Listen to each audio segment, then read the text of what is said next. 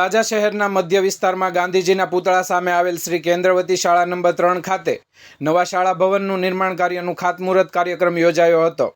આ ખાતમુહૂર્ત ધારાસભ્ય ગૌતમભાઈ ચૌહાણના વરદ હસ્તે સંપન્ન કરવામાં આવ્યું હતું।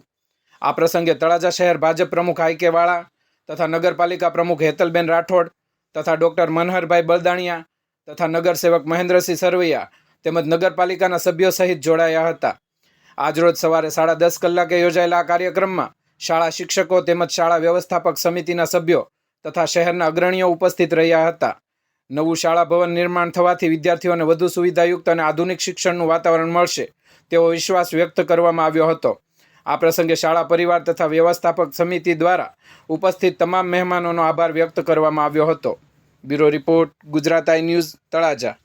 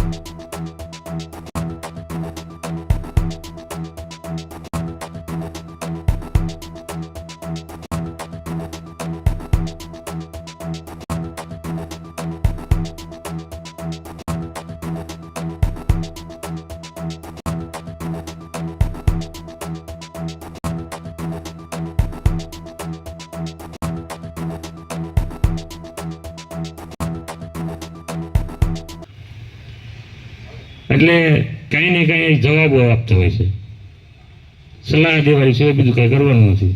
એટલે આપણે સલાહ દે કે આ જવાબદારી અધિકારી પદાધિકારીને છે કે લોકોની છે। લોકો ઉપર ડોળે અને હાથ ઊંચા કરી લે એમ। અમે હાથ ઊંચા કર્યા જ નથી, અમારી જવાબદારી છે અને અમે નિભાવીએ છીએ।